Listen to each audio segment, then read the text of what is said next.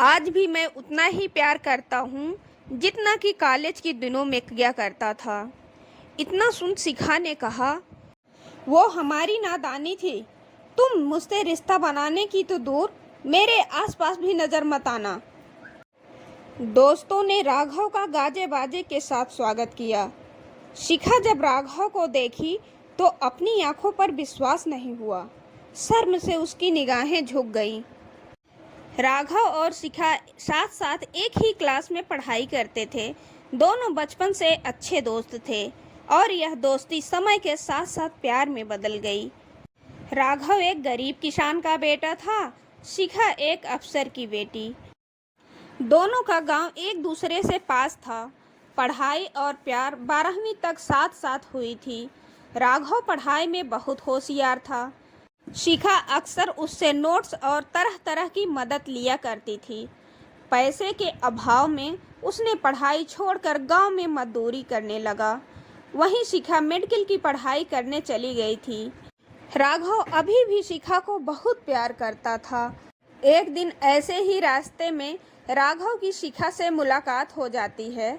शिखा राघव को इग्नोर करके आगे बढ़ गई। राघव शिखा को रोककर कहा, क्या तुम मेरे प्यार को भूल चुकी हो? मैं आज भी तुम्हें उतना ही प्यार करता हूँ जितना कॉलेज के दिनों में किया करता था। इतना सुनकर शिखा ने कहा, वो हमारी नादानी थी। आज मैं एक डॉक्टर बनने जा रही हूँ और तुम एक मामूली किसान हो। तुम मुझसे रिश्ता बनाने की तो दूर, मेरे आसपास भी नज़र मत आना।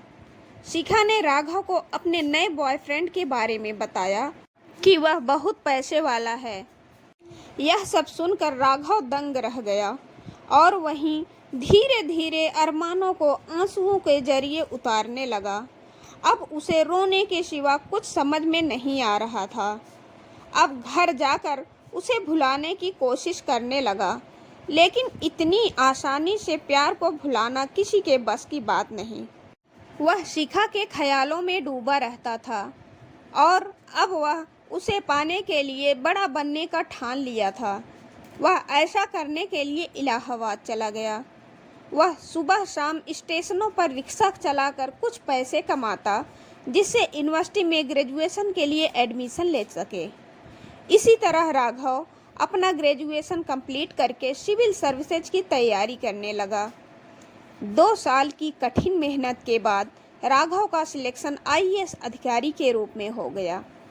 हॉस्टल के दोस्तों ने राघव का गाजे बाजे के साथ स्वागत किया। राघव को पूरा विश्वास था, इस बार शिखा उससे शादी करने के लिए मना नहीं करेगी। राघव शिखा को शादी के लिए प्रपोज करने के लिए सीधा उसके घर पहुंचता है। उसके घर के किसी सदस्य से शिखा के बारे में पूछता है तो उसे पता चलता है कि शिखा की शादी 3 महीने पहले ही हो चुकी है। राघव के आंखों के सामने अंधेरा सा छाने लगता है। वह किसी तरह अपने आप को संभालता है, अपने घर की तरफ वापस आता है। राघव के माँ बाप उसके अफसर बनने पर बहुत खुश थे, लेकिन राघव के दिल पर क्या गुजर रही थी वही जानता है। राघव 2 दिन अपने माँ बाप के साथ रहने के बाद अपनी ड्यूटी पर लौट जाता है। धीरे धीरे 2 साल बीत जाते हैं। एक दिन राघव के जिले में किसी हॉस्पिटल में बवाल हो गया। गोलियां चल गईं, कई लोग जख्मी हो गए।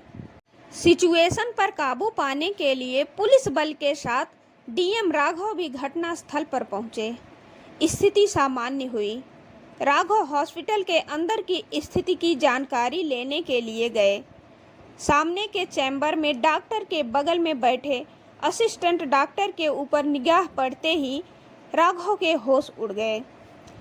वो कोई और नहीं बल्कि डॉक्टर शिखा थी। शिखा जब राघव को डीएम के पद पर देखी तो उसे अपनी आंखों पर विश्वास नहीं हुआ। शर्म से उसकी निगाहें झुक गईं। वह मन ही मन सोच रही थी, क्यों मैंने राघव के प्यार को ठुकरा दिया, सिर्फ उसकी गरीबी की वजह से। और आज वही मेरे सामने डीएम बनकर खड़ा है और मैं सिर्फ असिस्टेंट डॉक्टर, वह भी दूसरे की हॉस्पिटल में। दोस्तों, कहानी पसंद आई है तो एक लाइक ज़रूर करना।